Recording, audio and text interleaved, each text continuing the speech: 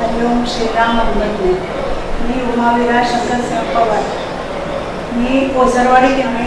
आम्हाला 2001 पासून मी उपासनेत सामील झाले बापूंच्या कृपाछत्राखाली आणि तिथून अनेक हे अनुभव आले मला. माझा एक मोठा मुलगा आणि छोटा मुलगा मुंबईत गेले होते ऑफिसच्या कामासाठी कंपनीच्या.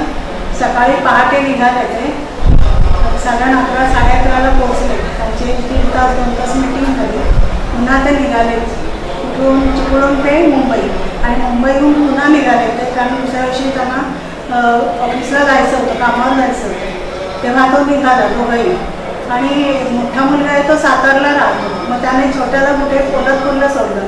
तेव्हा किती वाजले ते 2 वाजले होते आणि तिथून त्याने त्याला सोडलं आणि तो बोरमार्गे सातारला गेला. तो तिकडे जाऊन 2:30-3ला पोहोचला तरी ह्याला गाडीच मिळालेली नाही कोल्हापूरला.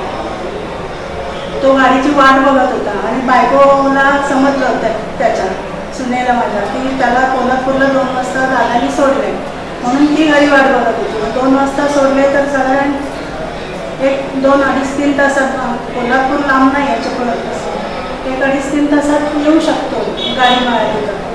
पण याला 3:30 वाजले 4 वाजले तरी याचा पत्ता नाही. म्हणून ती त्याला झोप तर लागली नव्हती, खूप टेन्शनला होती आणि त्याची एवढी वाट बघत होती आणि त्याला काही गाडीच मिळालेली नाही. त्याच्यात तो झोपला होता बसून. तिने जवळजवळ 7 ते 8 कॉल केलं पण त्याने ते रिसीव केलं नाही. नंतर मग तिला चैन पडेना 4 वाजले तेव्हा गेली. बापूंचा फोटो आहे आईचा आणि बापूंचा, तिच्यावरती राहिली आणि बापूंना सांगितलं की बापू वाजले 2 वाजता माझा नवरा तिथे उतरला.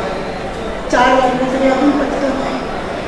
अजून काय करतो अजून कसं नाही आला मला माहिती नाही. मला 5 मिनटात फोन यायला पाहिजे. ती बोलत असता असता बापूंचं नवऱ्याचा फोन आला की अगं मला गाडी नाही मिळाली, अर्धा पाऊण तासात गाडी येईल. मी पहाटे सकाळी उजाडून 6 वाजेपर्यंत मी चिपळूणला बसतो. तू काही टेन्शन घेऊ नको, मी व्यवस्थित आहे.